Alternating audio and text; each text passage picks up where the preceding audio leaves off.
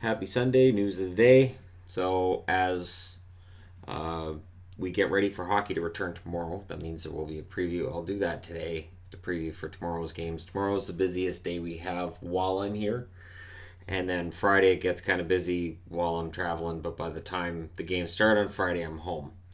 So, Lias Andersson's on loan to HV71 of the Swedish League. Now, Lias Andersson, there's been talk about whether or not there's some kind of a mental health thing going on with him, and there's been some injury talk, and I haven't talked about it in videos because it's been some conflicting reports and something that gets lost in translation here and there as well. Now, while he has denied there's any kind of a mental illness issue going on with him, when asked about bullying, and there's been numerous occasions where he's been asked about whether or not there's some kind of a bullying incident that's taken place within the New York Rangers organization that may have influenced his decision to ask for a trade, he won't answer.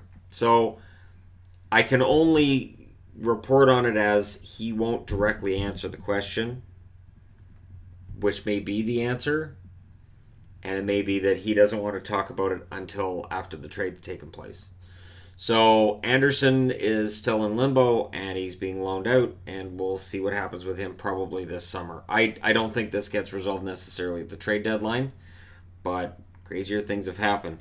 For Montreal fans, Brendan Gallagher, Jonathan Drouin are closer to returning than Paul Byron.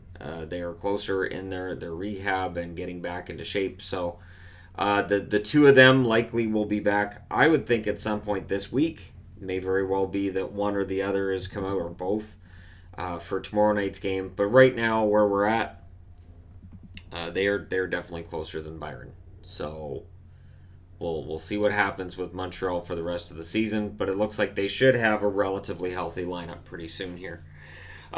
Speaking of which, Skinner, I know Sabres fans were excited because it looked like he was coming back as soon as the break was over. The latest report I've found is that he's nearing a return. He's practicing today, and after the practice today, and it may very well be announced again by the time this goes live, he may be back in the lineup this week as soon as their next game. But I haven't seen a confirmation that he has come off of their injured list yet. Skinner, if he comes back, the question mark with Skinner is, can he come back and be Jeff Skinner? Can he come back and be the goal scorer he was last year? Can he get back into that form? Or is he going to have some struggles along the way? That's where it gets interesting because, yes, he will bolster Buffalo's attack, but he kind of needs to be last year's Jeff Skinner. Tons of player movement today. Guys being demoted, guys being called up. This is standard after the All-Star break, guys getting called up. You'll see it all week. You're going to see teams as they get ready to come out of the All-Star break calling guys up.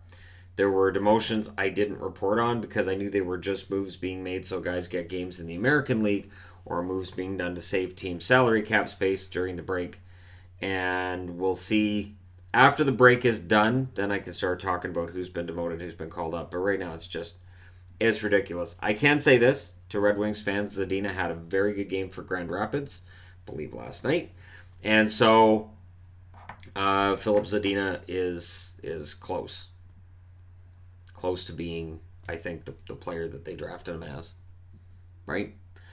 Played pretty well going into the All-Star break, goes down and has a decent little run in the American League as well. So that's all good news for Detroit, and Detroit, we know, needs some good news. So even though it's not on the board, there you go.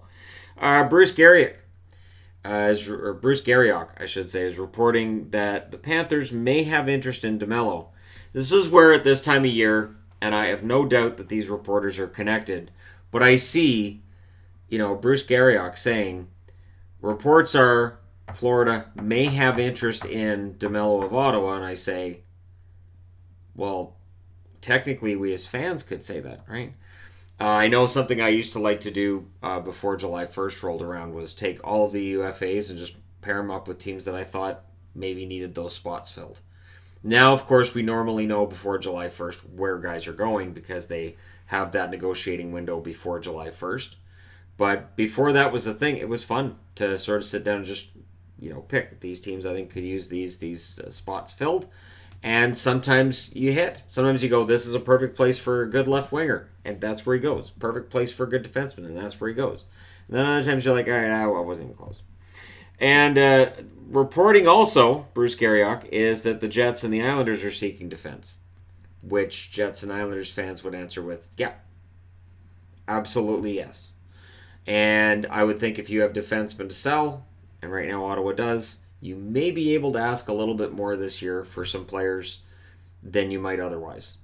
I don't think it's going to be a fantastic group that necessarily moves. Like, I'm talking about not like top 2 defensemen, not top 6 forwards necessarily. There may be a couple of those that move, but it'll basically be a lot of depth guys, a lot of bottom 6 forwards, and just a lot of teams trying to patch things up here and there.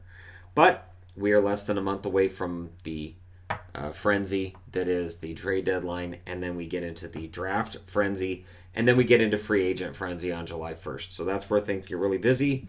And right now, we're coming out of the All-Star break tomorrow. So that's when all of the games become really important. That's when all the guys and girls who've been saying, this isn't important. These games aren't big. Wake me up in April. They start waking up tomorrow. So when those games start looking really, really important, and you're looking at about 30 games left, that's major. So we'll see what happens. Let me know what you guys think in the comment section below. As always, don't forget to hit like and subscribe if you're browsing your way through. You just happened upon this video. Thank you guys so much for watching, for all your support, and I will talk to you again soon.